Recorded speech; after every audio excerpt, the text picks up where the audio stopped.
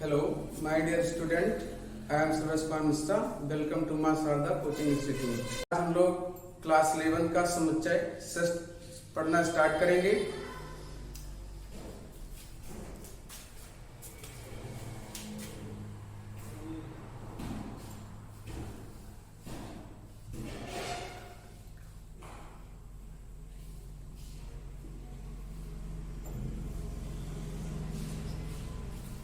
तो my dear student, जैसा कि हम लोग जानते हैं कि 11th क्लास का पहला चैप्टर समुच्चय सेट्स। तो सेट्स के बारे में सर्वप्रथम हम लोग इसका बेसिक क्लास और फिर इसके चैप्टर्स को देखेंगे। और दूसरी बात मैं ये कहना चाहूंगा कि किसी भी चैप्टर का अच्छे से अध्ययन करने के लिए हमें सर्वप्रथम उसका बेसिक लेवल पता होना बहुत ही महत्वपूर्ण है, क्योंकि अगर हम किसी भी चैप्टर का बेसिक लेवल अच्छे ढंग से नहीं समझते तो उस चैप्टर को हम अच्छे ढंग से कवर नहीं कर सकते और हर एक क्वेश्चन में हमें कहीं ना कहीं कोई ना कोई त्रुटि का सामना करना पड़ सकता है। तो हम चैप्टर में बेटा हम लोग किसी भी प्रकार की कोई त्रुटि ना करें, इसीलिए हमें हर चैप्टर का, चाहे वो समुच्चय हो, चाहे वो ट्रिग्नोमेट्रिक फंक्शन हो, चाहे वो मैट्रिक्स हो, कोई भी हो, हर चैप्टर का हमें गहनता से उसका बेसिक अध्ययन करना चाहिए, ताकि हम उसका जो चैप्टर लेवल से उसको आसानी से बहुत ही सरल तरीके से हल कर सकें। तो आइए मेरे प्यारे बच्चों, सबसे पहले हम लोग समुच्चय आज पढ़ते हैं। समुच्चय क्या है? What is sets? समुच्चय जो शब्द है ये कहां से लिया गया, सर्वप्रथम हम इसके बारे में जानेंगे। तो बेटा जो समुच्चय है, समुच्चय ये एक गणितीय नाम है। समुच्चय को हम लोग सर्वप्रथम अपने शब्दों में या समुच्चय नाम पढ़ने से पहले ही समुच्चय को संग्रह, झुंड, समूह के नाम से जानते थे। कुछ समय बाद एक गणितज्ञ जिनका नाम था जॉर्ज कैंटर, जॉर्ज कैंटर ने संग्रह, झुंड और समूह जो कि सार्वजनिक शब्द थे, इन्होंने इन शब्दों का नाम परिवर्तित करके समुच्चय रखा। समुच्चय क्या है? तो हम जैसा कि हम जानते हैं कि हमारे पास संग्रह, झुंड, समूह ये सब एक ही शब्द हैं, सिर्फ नाम इनका अलग अलग है। समूह जैसे कि हम जानते हैं कि हमारे आसपास कई सारी वस्तुओं, कई सारे जंतुओं, कई सारे प्राणियों, हर एक प्रकार से कहीं ना कोई समूह देखने को मिलता है। तो जैसे यहाँ पे हम कुछ उदाहरण लिख रहे हैं, हमने लिखा कि हमारे पास किताब, कलम,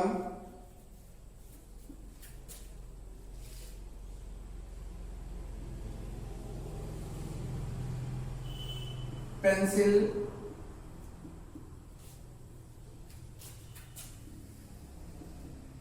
रबर। तो हम देखेंगे क्या ये समुच्चय है। समुच्चय क्या है? हम सबसे पहले ये सीखेंगे कि संग्रह, झुंड, समूह। तो हमने यहाँ पे किताब, कलम, पेंसिल, रबर लिखा। देखेंगे क्या ये एक समूह में है। तो यहां पर अगर हम देखें तो हमारे पास किताब, कलम, पेंसिल, रबर। यदि इसके बारे में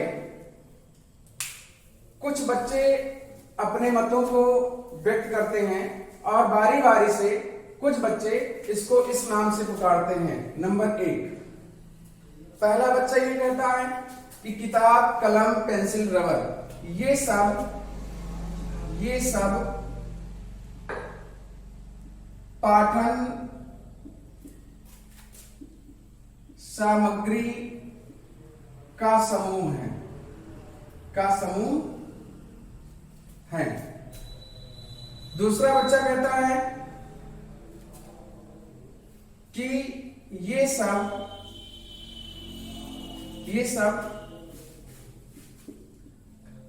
किताब का समूह है। तीसरा बच्चा कहता है ये सब कलम का समूह है,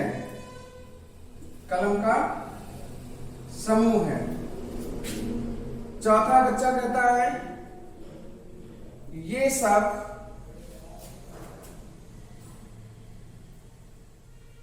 सब पेंसिल का समूह है। तो इसमें से कौन बच्चा जो यहां पे संग्रहजन समूह को प्रस्तुत किया गया, तो किस बच्चे का कथन इसमें सुप्रभाषित है, यानी किसने इसकी डिफिनेशन सही दिया कि ये सब पाठन सामग्री का समूह है, ये सब किताब का समूह है, ये सब कलम का समूह है, ये सब पेंसिल का समूह है। क्या इसमें सभी बच्चों का समूह सही है या इसमें किसी एक बच्चे का समूह है? तो किसी भी समूह को, किसी भी झुंड को, किसी भी संग्रह को सुप्रभाषित करना समुच्चय कहलाता है। अब देखें कि इसमें किस बच्चे ने, जो हमारे पास ये समूह दिया गया है, किसने सुप्रभाषित किया, इसमें कौन सा समुच्चय हो सकता है? तो इसमें देखें तो जो पहले बच्चे का मत था, ये सब पाठन सामग्री का समूह है, क्योंकि पाठन सामग्री में ये सभी एक समूह में आ जाते हैं। लेकिन अगर देखा जाए तो ये सब किताबों का समूह नहीं, क्योंकि इसमें किताब है, कलम है, पेंसिल है, रबड़ है, जो कि अलग अलग है, तो ये किताबों का समूह नहीं हो सकता। इसलिए दूसरे बच्चे ने इसे सुप्रभाषित नहीं किया, तो ये समुच्चय नहीं होगा।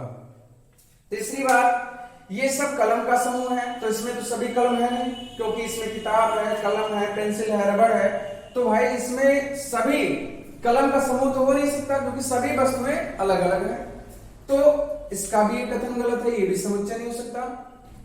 चौथी बात है, ये सब पेंसिल का समूह है, तो इसमें तो अलग अलग वस्तुएं हैं, इसमें पेंसिल है, रबर है, कलम है, किताब है, तो ये सब समुच्चय नहीं हो सकता, क्योंकि ये भी सुप्रभाषित नहीं है। सुप्रभाषित इसमें एक ही है कि ये सब पाठन सामग्री का समूह है, क्योंकि पाठन सामग्री में सभी आ जाते हैं। तो बात समझ में आई? एक और एग्जांपल लेते हैं।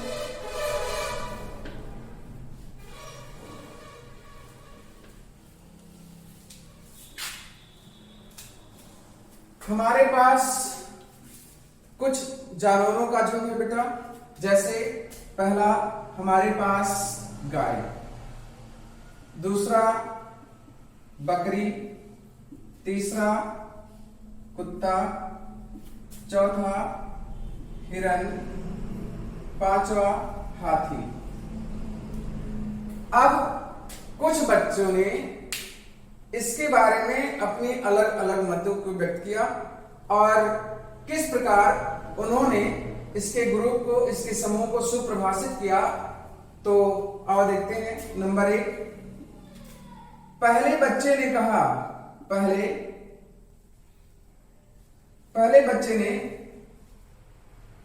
ने कहा कि ये सब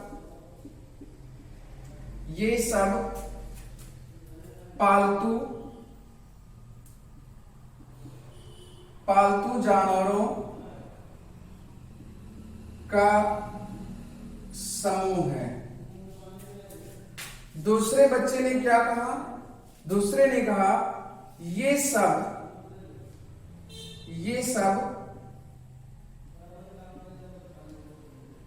जंगली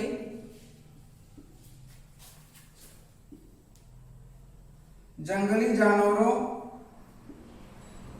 का समूह है। तीसरे बच्चे ने कहा कि ये सब जानवरों का समूह है, जानवरों का समूह है। तो इसमें से किस बच्चे ने सुपरिभाषित किया? पहले बच्चे ने कहा ये सब पालतू जानवरों का समूह है। तो हमारे पास गाय, बकरी, कुत्ता, हिरन, हाथी। बच्चों हम सब अच्छे तरीके से जानते हैं कि पालतू जानवर कौन कौन से होते हैं। गाय पालतू है, बकरी पालतू है, कुत्ता पालतू, परंतु हिरन और हाथी ये जंगली जानवर की कैटेगरी में आते हैं। तो यहां पे तो इसे सुपरिभाषित नहीं किया जा सकता, क्योंकि सभी पालतू थोड़ी ना हो सकते हैं, इसलिए ये एक समूह में नहीं चल सकते। क्योंकि हाथी, हिरन, कुत्ता, बकरी, गाय ये एक समूह में हो ही नहीं सकते, इसलिए इसका समुच्चय नहीं होगा। ये सब जंगली जानवरों का समूह है। तो इसमें देखें तो बेटा गाय, बकरी, कुत्ता ये कैसा है? ये सब पालतू जानवर। और जंगली जानवर कौन कौन से हैं? हिरन और हाथी। तो इसलिए इसका भी समुच्चय नहीं होगा, यानी ये भी सुपरिभाषित नहीं है। तीसरे बच्चे ने बताया कि ये सब जानवर का समूह है। तो ये सब जानवरों का जो समूह है, तीसरे बच्चे ने इसे सुपरिभाषित किया, क्योंकि जानवर में ये सभी आ जाते हैं। तो अगर देखा जाए तो ये सभी जानवर का समूह है, और इसे हम कह सकते हैं कि तीसरे बच्चे ने इसे सुपरिभाषित किया, इसे सुपरिभाषित किया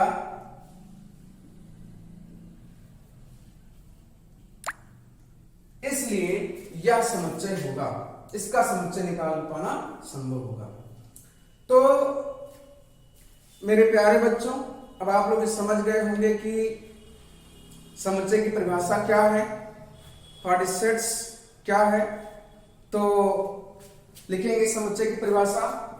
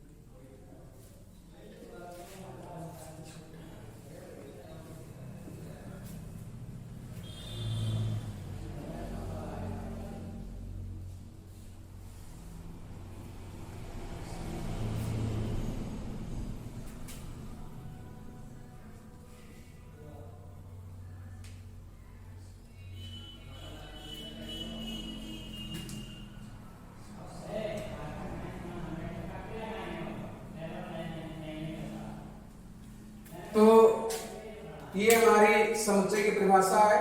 किसी भी समूह या झुंड को सुपरिभाषित करना ही समुच्चय सेट्स कहलाता है। दूसरी बात, समुच्चय को किस प्रकार से प्रदर्शित किया जाता है, इसके लिए कुछ बातों को ध्यान देंगे। नंबर 1, किसी भी समुच्चय को प्रदर्शित करने के लिए हमें समुच्चय को सर्पाकार कोष्ठक, सर्पाकार इसे कहते हैं, सर्पाकार कोष्ठक, सर्पाकार कोष्ठक के अंदर बंद करना चाहिए। दूसरी बात, समुच्चय के अंदर जो भी अवयव होते हैं या समूह में जो भी प्राणी हो, व्यक्ति हो, वस्तु हो, उन सभी को कामा द्वारा सेपरेट किया जाता है। सेपरेट मीन्स अलग अलग किया जाता है। तो इसे हम कामा के द्वारा अलग अलग करेंगे। जैसे कि मैं आप एग्जाम्पल के माध्यम से समझते हुए चलेंगे। हमारे पास मान लिया जाए कि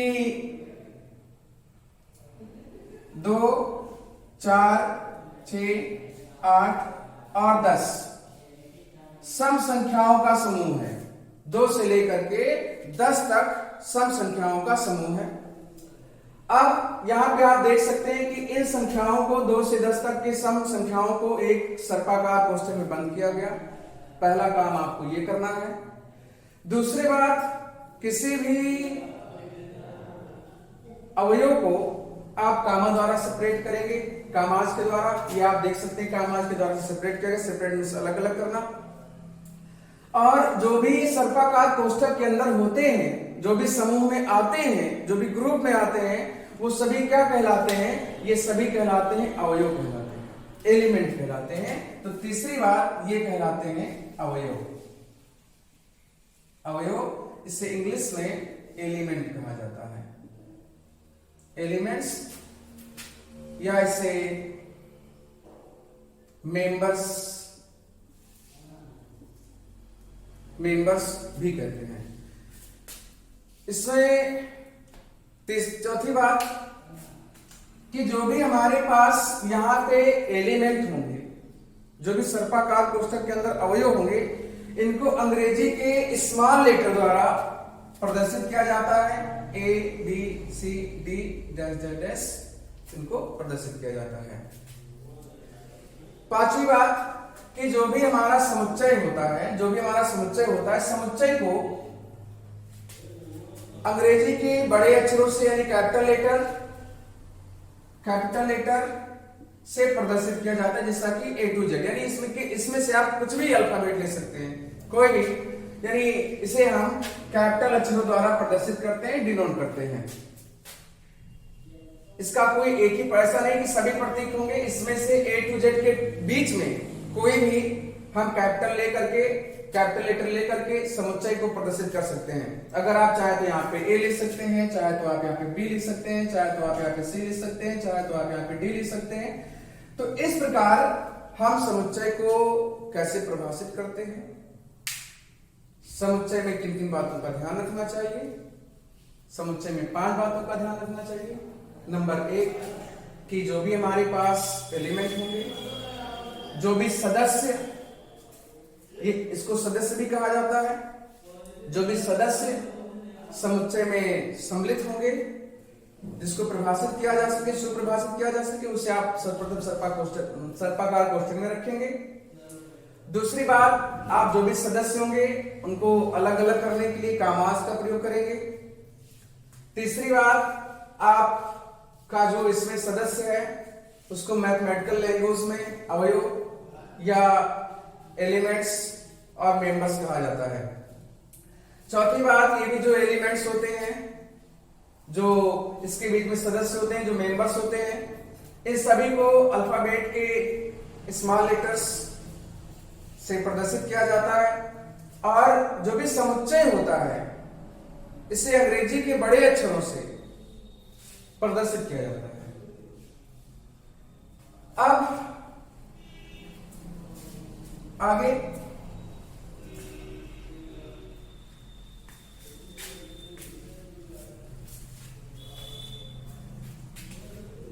दूसरी बात बेटा यह है कि समुच्चय के प्रकार, समुच्चय के प्रकार, समुच्चय के प्रकार, टाइप्स ऑफ सेट्स, समुच्चय के प्रकार। तो अभी तक समुच्चय में इतनी बातों को जान चुके हैं कि समुच्चय क्या है, समुच्चय को कैसे प्रदर्शित करते हैं, कैसे लिखा जाता है। अब हम जानेंगे बेटा कि समुच्चय के प्रकार, समुच्चय कितने प्रकार के होते हैं। तो समुच्चय 2 प्रकार के होते हैं। नंबर 1 परिमित समुच्चय और नंबर 2 अपरिमित समुच्चय। अपरिमित समुच्चय, नंबर 1 परिमित समुच्चय, नंबर 2 अपरिमित समुच्चय।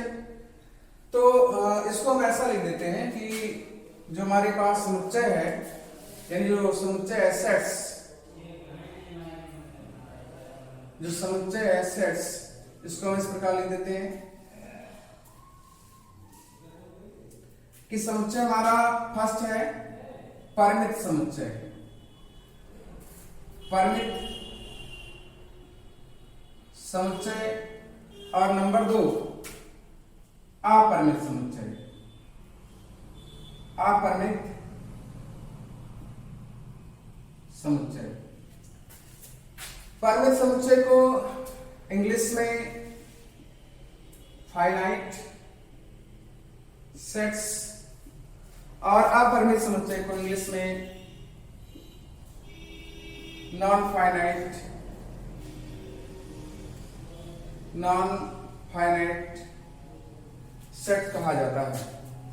अब आप इसके नाम से समझ गए होंगे कि परिमित समुच्चय क्या है, अपरिमित समुच्चय क्या है। तो परिमित समुच्चय जिस समुच्चय में सदस्यों की संख्या निश्चित होती है, परिमित समुच्चय कहलाते हैं।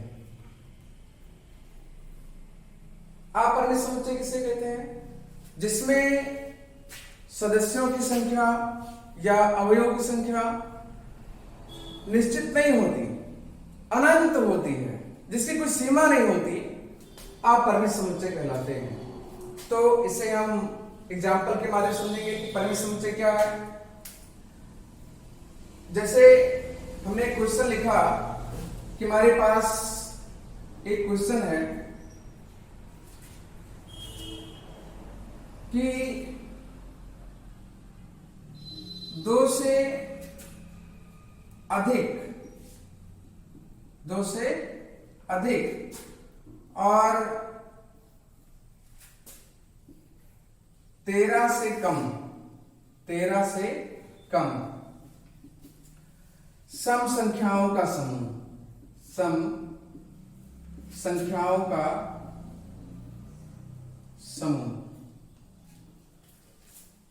2 से अधिक और 13 से कम सम संख्याओं का समूह। अब आप इसे कैसे परिभाषित करेंगे, कैसे से आप समुच्चय में दर्शाएंगे? तो सबसे पहले आप देखिए 2 से अधिक और 13 से कम सम संख्याओं की बात हो रही है। तो 2 से अधिक सम संख्या क्या होगी, यानी 2 से ज्यादा। तो 2 से ज्यादा आप जानते हैं कि 4 होगा, 4 के बाद 6, 6 के बाद 8, 8 के बाद 10 और 10 के बाद 12, जो कि 12 के बाद 14 होगा, और जो कि 13 से एबव है, 13 से ज्यादा है। इसलिए हम 2 से अधिक और 13 से कम सम संख्याओं के ही 4 से 12 तक ही ले सकते हैं।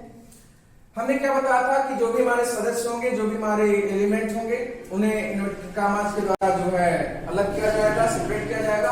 उसके बाद इन्हें सर्पाकार कोष्ठक में बंद किया जाएगा, जो कि मैंने कर दिया। अब सर्पाकार कोष्ठक में बंद करने के बाद इन्हें अंग्रेजी के बड़े कैपिटल लेटर द्वारा प्रदर्शित किया जाता है। अब इन्हें कोई भी नंबर से, जैसे आप इन्हें प्रदर्शित करना चाहें तो आप इन्हें कैपिटल ई से इसलिए क्योंकि इसे हम जो हमारा नंबर है ये सम नंबर है, और सम नंबर को इंग्लिश में इवन नंबर कहा जाता है। तो इसलिए आप इसे इससे प्रदर्शित कर सकते हैं। कोई जरूरी नहीं कि आप इसे इससे प्रदर्शित करें, ये इवन नंबर इसलिए आप इससे प्रदर्शित करेंगे। एनी अल्फाबेट्स, एनी लेटर्स, आप कोई भी चीज यूज कर सकते हैं। जैसे यहाँ पे कोई जरूरी हमें लिख सकते हैं, यहाँ पे बी लिख सकते हैं, यहाँ पे सी लिख सकते हैं, आप कुछ भी यहाँ पे लिख सकते हैं। तो यहाँ पे हमने क्या देखा कि हमारा जो भी समूह है, जो भी हमारा समुच्चय है, वो क्या है? एक निश्चित समुच्चय। मुझे ये पता है कहां से कहां तक के बीच की संख्याओं का सम संख्या प्राप्त करना है। तो ये एक प्रकार का परिमित समुच्चय हुआ। दूसरा एग्जाम्पल मैंने लिखा कि दूसरा क्वेश्चन हमारा है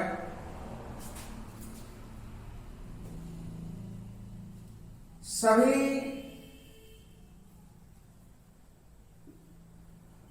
वावेल्स का समुच्चय, सभी वावेल्स का समुच्चय। अब हम ये जानते हैं कि हमारे पास जो वावेल्स होते हैं वो फिक्स होते हैं। वावेल कितने होते हैं? तो हम जानते हैं कि हमारे पास जो वावेल है वो ए, ई, आई, ओ, यू 5 वावेल होते हैं। 5 वावेल होते हैं। तो ये हमारा एक परिमित है, ये हमारा फाइनाइट सेट है, क्योंकि प्रत्येक व्यक्ति को या प्रत्येक बच्चे को, प्रत्येक स्टूडेंट्स को ये ज्ञात है कि वावेल कितने होते हैं। तो हम इसे ये नहीं कह सकते कि इसे हम परिभाषित नहीं कर सकते, ये सुपरिभाषित नहीं है, क्योंकि सभी लोग ये जानते हैं कि अगर वावेल कहा जाए, वावेल का समूह कहा जाए, तो वावेल के समूह में कौन कौन से सदस्य आएंगे, कौन कौन से एलिमेंट आएंगे, सभी बच्चे जानते हैं कि ए ई आई ओ यू आएंगे। तो ऐसे समुच्चय जिनमें सदस्यों की संख्या निश्चित होती है और फिक्स होती है, उसे हम परिमित समुच्चय कहते हैं। जैसे इसे परिमित समुच्चय, इसकी परिभाषा भी मैं लिख दे रहा हूं। परिमित समुच्चय की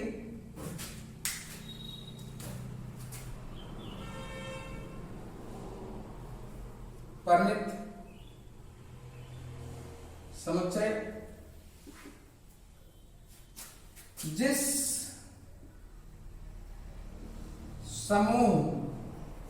समूह में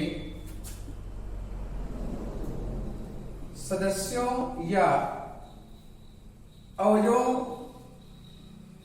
की संख्या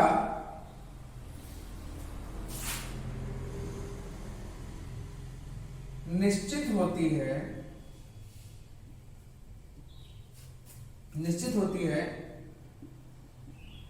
परिमित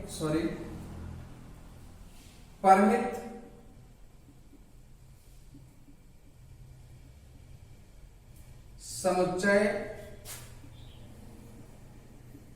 फाइनाइट सेट्स कहलाते हैं।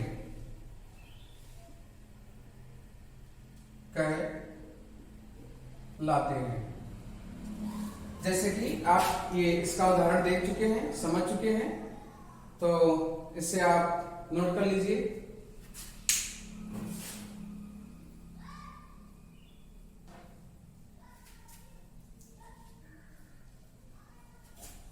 अब हम जानेंगे अपरिमित समुच्चय। अपरिमित समुच्चय किसे कहते हैं?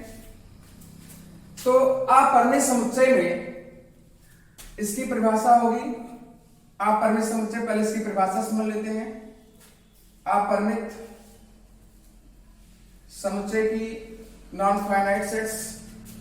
तो अपरिमित समुच्चय ऐसा समुच्चय या ऐसा समूह या ऐसा संग्रह या ऐसा झुंड जिसमें अवयवों या सदस्यों की संख्या निश्चित नहीं होती, उसे हम अपरिमित समुच्चय कहते हैं। जैसे इसे लिख भी देते हैं, ऐसा समूह या समुच्चय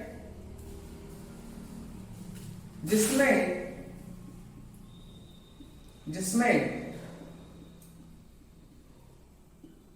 सदस्यों या अवयवों की संख्या निश्चित नहीं होती है, अपरिमित समुच्चय कहलाते हैं। अपरिमित समुच्चय कहलाते हैं। जैसे उदाहरण है इसका, जैसे उदाहरण हमने कहा कि नंबर 1,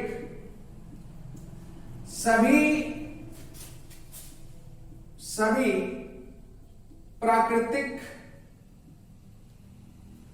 संख्याओं का समुच्चय। सभी प्राकृतिक संख्याओं का समुच्चय। अब आप क्या समझे भाई? सभी प्राकृतिक संख्याओं का समुच्चय, तो हम जानते हैं कि प्राकृतिक संख्या हमारी कहां से कहां तक होती है। हम जानते हैं कि हमारे पास जो भी प्राकृतिक संख्या होती है वो 1 से लेकर के अनंत तक, 1 से लेकर इनफाइनाइट तक अपरिभाषित, जिसको परिभाषित नहीं किया जा सकता, अनंत तक, इसके बारे में कुछ कह नहीं सकते। तो इसे कैसे लिखेंगे? अगर हम लिखना है तो 1, 2, 3, 4 5 कमा डॉट डॉट डॉट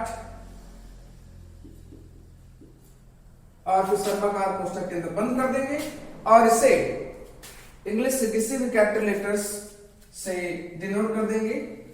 ये हमारा एक नेचुरल नंबर है, क्योंकि बेटा हम प्राकृतिक संख्या को नेचुरल नंबर कहते हैं, तो इसलिए यह से कोई मायने नहीं कि आप इनसे किसी भी अल्फाबेट यानी किसी भी लेटर से आप इसे डिनोट कर सकते हैं, प्रदर्शित कर सकते हैं। तो जैसा कि अभी आप लोगों ने देखा कि यहां पर ये कहां तक आप काउंट करेंगे, भाई प्राकृतिक संख्या कहां तक गिनेंगे बताइए, क्योंकि सभी प्राकृतिक संख्या और हम अच्छी तरीके जानते हैं कि प्राकृतिक संख्या क्या है, 1 से लेकर अनंत तक जितना आप काउंट कर सकें, जितना आप देख सकें, सभी प्राकृतिक संख्याएं कहलाती हैं। तो इसीलिए ये निश्चित नहीं है, ये अनिश्चित है, इसे निश्चित कैटेगरी में नहीं रखा जा सकता, इसलिए ये हमारा अपरिमेय समुच्चय है। एक एग्जांपल और देख लेते हैं। दूसरा एग्जांपल हमारे पास है सभी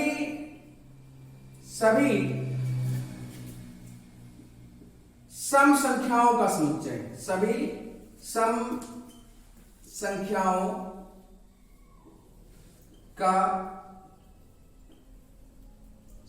संख्याओं का समुच्चय। इसे देखेंगे क्या ये अपरिमित है या परिमित समुच्चय है। तो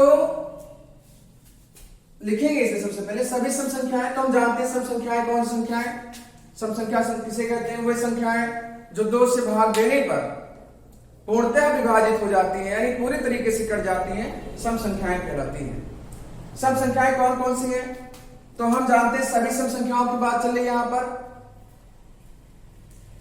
तो अब सभी सम संख्याओं की बात चल रही है, तो जैसे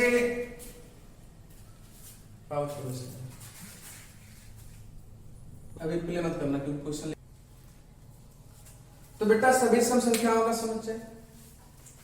अब हम जानते हैं कि सम संख्या क्या है, जैसे लिखेंगे 2 4 6 8 10। कहां तक आप जाएंगे, कहां तक जाएंगे भाई, सभी सम संख्याओं की बात हो रही है ना, तो निश्चित तो है नहीं, क्योंकि अगर किसी के बीच में कहता है इसलिए कोई बाउंडेशन हो तो उसके बीच में लिखते हैं, लेकिन यहां पे सभी सम संख्याएं, कितनी सम संख्याएं आप बता सकते हैं, कोई पता नहीं, अनंत, जितनी आप काउंट कर पाए, जितनी आप सम संख्याओं के लेवल में ले सके, सभी सम संख्याएं जाती हैं। तो इसलिए आगे डॉट डॉट डॉट इनफाइनाइट, और इसे फिर सर्वकार कोष्ठक में बंद कर देंगे, और इसे हम सम संख्या को इंग्लिश में इवन नंबर कहते हैं, इसलिए इसका पहला अक्षर हम इसे हम कैपिटल ई द्वारा डिनोट करेंगे, कुछ नहीं कैपिटल ई द्वारा, किसी से भी आप इसे प्रदर्शित कर सकते हैं। तो मेरे प्यारे बच्चों, आप लोगों ने देखा कि समुच्चय क्या है, समुच्चय की परिभाषा क्या है, समुच्चय में किन किन बातों का ध्यान रखना चाहिए। मैंने सीखा समुच्चय कितने प्रकार से होते हैं, सेट्स कितने प्रकार के होते हैं। तो मैंने देखा कि समुच्चय 2 प्रकार से, परिमित समुच्चय, अपरिमित समुच्चय। परिमित समुच्चय में, परिमित समुच्चय किसे कहते हैं, जिसमें सदस्यों या अवयवों की संख्या निश्चित होती है, परिमित समुच्चय या परिमित समुच्चय कहलाते हैं। अपरिमित समुच्चय किसे कहते हैं, जिसमें सदस्यों की संख्या या अवयवों की संख्या निश्चित नहीं होती है, उसे हम अपरिमित समुच्चय कहते हैं। तो इस प्रकार परिमित और अपरिमित समुच्चय ने सीखा। अब दूसरी बात यह आती है कि समुच्चय को कितने प्रकार से प्रदर्शित किया जा सकता है, समुच्चय को प्रदर्शित करने की कितने प्रकार की विधियां हैं। तो बेटा समुच्चय को प्रदर्शित करने की 2 विधियां हैं, 2 प्रकार से समुच्चय को, सेट्स को प्रदर्शित कर सकते हैं। नंबर एक हमारा है रोस्टर विधि, जिसे इंग्लिश में रोस्टर फॉर्म कहते हैं। और दूसरी विधि समुच्चय निर्माण विधि, जिसे इंग्लिश में सेट बिल्डर फॉर्म्स कहते हैं। और इसे बोर्ड पे देखते हैं।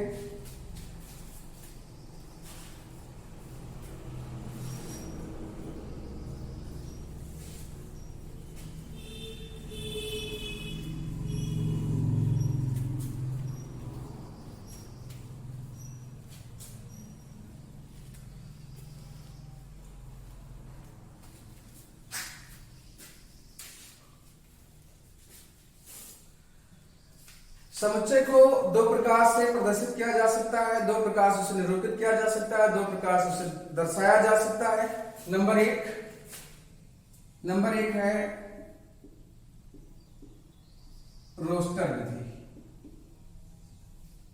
रोस्टर विधि, और नंबर 2 है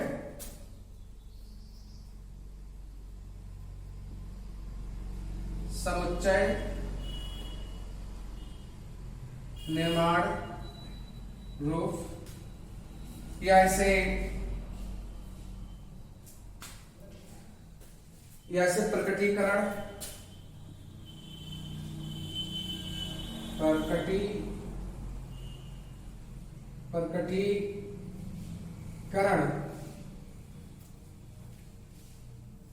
निर्माण रूप भी कहा जाता है।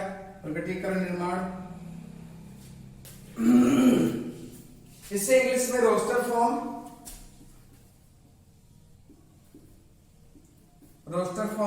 या रोस्टर मेथड, और समुच्चय निर्माण विधि को सेट बिल्डर फॉर्म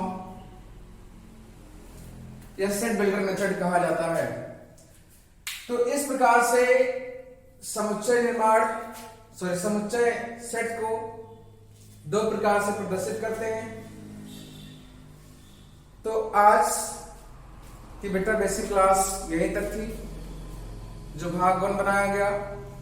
इसके बाद अब इसका बेसिक कॉन्सेप्ट कुछ बाकी है, जो कि हम भाग 2 में देखेंगे। भाग 2 में हमारा यानी पार्ट 2 भाग 2 में जो छूटा हुआ बेसिक है, बेसिक होगा प्लस एक्सरसाइज 1.1 स्टार्ट होगा। तो इस प्रकार आज तक हम लोगों की क्लास यहीं तक थी। बेटा आज ये मेरा सर्वप्रथम वीडियो था, जिसमें अगर हमारे द्वारा किसी प्रकार की कोई त्रुटि हो तो सभी बच्चे उस गलती को ध्यान में न देते हुए हमें क्षमा करेंगे। जय हिंद, जय भारत।